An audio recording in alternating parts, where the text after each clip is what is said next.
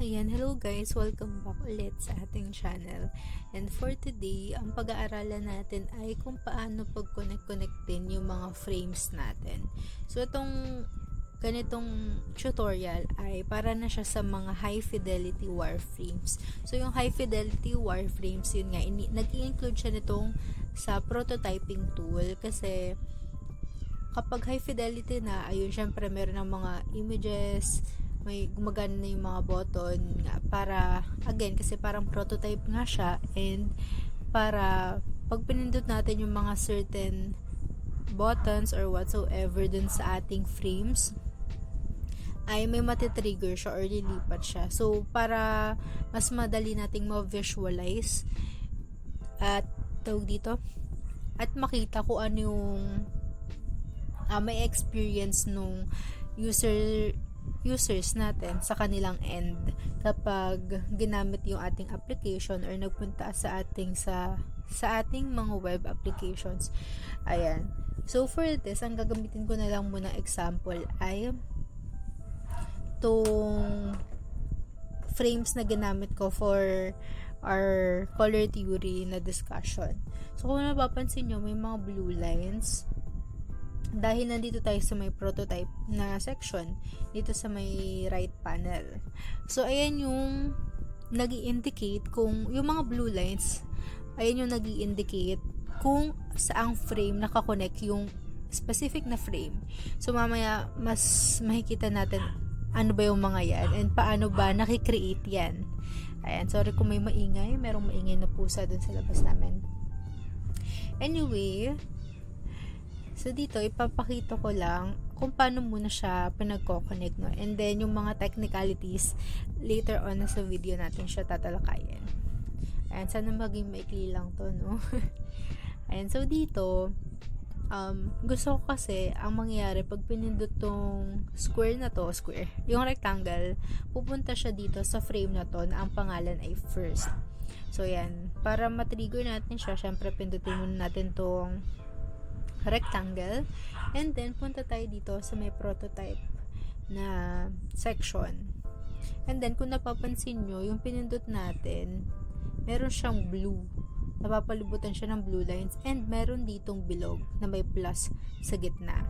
So ayan, pipindutin natin, and then idadrag natin siya papunta dun sa frames na gusto nating puntahan pag pinindot tong rectangle na to.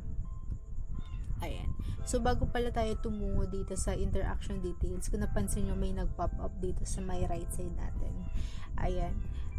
Ang tip ko lang din pala, no, kapag nandito na kayo sa ganitong part, sa may high fidelity na wireframes, pagtabi-tabihin nyo yung mga frames na magkakakonect para hindi masyadong magulo tingnan.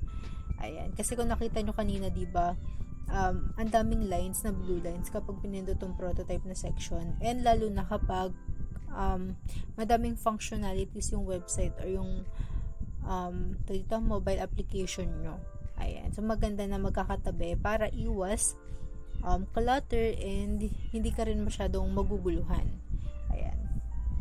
Anyway, dito na tayo sa may right side, sa may right section. Itong interaction detail. So, nung pinag-connect natin tong dalawang to, may lumabas na pop-up emeralds. Ang tawag dito ay interaction details. So, dito, meron iba't ibang pagpipilian. So, itong part na to, ay ayan yung action na gagawin ng user or ikaw mismo para matrigger yung pagpunta sa ibang frames or yung action na gusto mong gawin. So, dito, ang default niya ay on-click. Pero pag pinindot mo siya, meron pa siyang ibang choices. Yan, on-click, drag, while hovering, while pressing. Itong key and / gamepad. Ayan, kunwari, pag pinindot nyo yung K or P, ayan, may matitrigger. And then, enter lead up. So, for this tutorial, ito lang muna yung pag-usapan natin. Muna itong on-click and while hovering. Kasi ayun yung gamit na gamit. Kasi, dito, Sa mga web applications, kadalasan yun, hovering ginagamit para sa mga call to action na buttons. And yung on-click naman, gamit na gamit kasi siya, hindi lang sa web application, kundi pati sa mobile application kasi wala namang while hovering sa mobile applications. Ayan, so dito, on-click muna tayo. And then, ito yung process na mangyayari kapag na-trigger tong action natin. So, dito, may navigate to. Kapag navigate to, ibig sabihin pupunta doon sa section na yon. Open overlay, ayan. Yung open overlay, parang pumapatong lang yung specific na bagay na yon. Pag tinanggal mo na doon, syempre, dito, mawawala na. And kadalasan, kapartner to ng while hovering. So, mamaya ipapakita ko yung paano siya nangyayari. Scroll to and swap overlay. Ayan. So, ayan yung iba't ibang pagpipilian. Ito, open link kapag kung may kailangan kang i-redirect.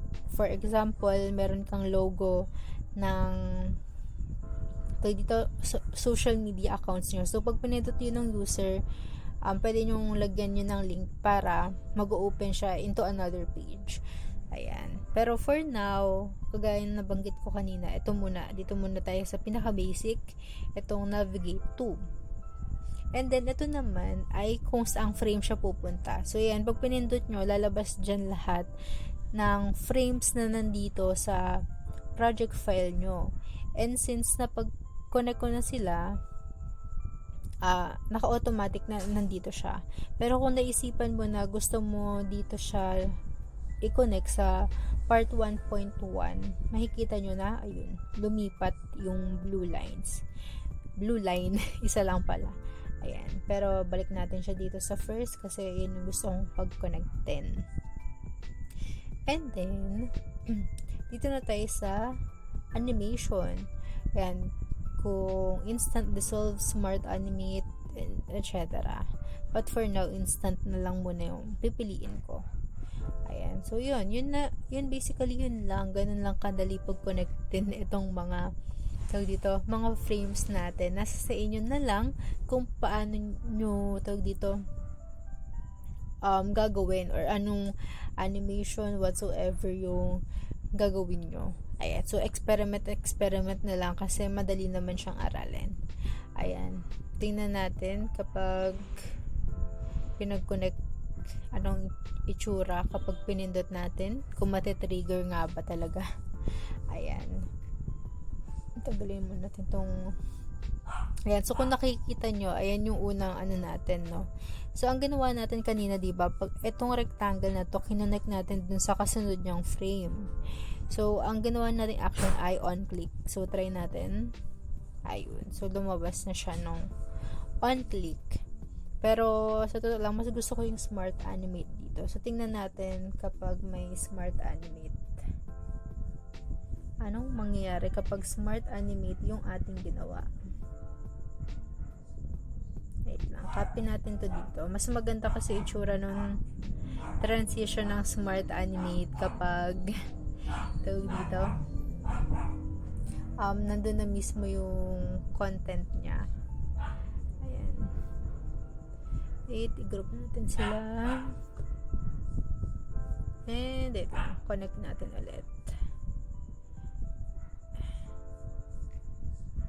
Ayun. Ayan. So, pinitin natin to. On-click. Navigate to first. Ayan. Try natin kapag smart animate. Tasan natin. Tingnan natin kung anong mangyayari. Kung nabago ba. Pero dapat may nabagong onte. Wait lang. Balik natin ito. Ayan, para kitang-kita. So, ayan. Kung nakita nyo, ganun yung nangyari. Isa pa. Para ang bagal masyado. Ang bilis pala masyado, I think. Ayan. So, diba mas mukhang natural yung pag-slide out?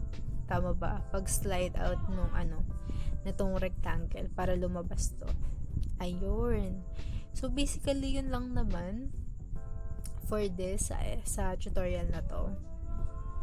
Ayan. Anyway, kagaya na nabanggit ko kanina, papakita ko rin ano yung itsura kapag pinindot natin yung pag ang action naman natin ay yung while hovering. So, try natin dito sa rectangle na to. And yung while hovering, magiging effective lang siya pag frame to frame. So, ito, kung nakikita nyo, asset lang siya or element. Ayan. And then, ang gagawin natin, ibahin natin yung color, no? Para kita natin yung pagbabago. Gawin natin darker shade. Ayan. And then, para mapagana natin yung while hovering, ang gusto kasi natin mangyari, pag hinover natin tong part na to, magiging dark green siya. So, ang mangyayari, kailangan natin gawin to munang frame, kasi ayun yung hindi natin siya magagamit for hover kapag hindi siya naka-frame. So, gawin mo natin frame, right click, tapos frame selection, or kung mas gusto nyo naman na sa keyboard, pindutin nyo lang yung Control Alt plus G. Ayan. Pero mas gamay ko kasi kapag dito lang. So, yan. Frame selection, and then, yun na yun. So, try natin siyang pag-connectin. Ayan. Tapos, pindutin natin yung while hovering, open overlay. Diba, kagaya na banggit ko kanina, magka-partner sila. And then, pindutin natin ng manual. So, kapag kasi manual, kita natin kung sakto ba. Kasi minsan, nag-overlap. Minsan, masyadong napaleft kapag inasa natin dito sa mga to. Kaya mas gusto kong gamitin yung manual. Ayan.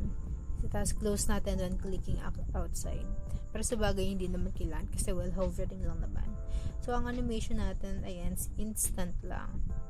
And then, try na natin tingnan dito. Ayan, baka tayo nyo kaman. Ayun, dito pala kasi sa first. Ayun. Napapansin nyo, pag hinover natin siya, nagiging dark green na. And yun lang, basically ganun lang yung itsura kapag while hovering. Try naman natin gawin kapag hindi siya frame.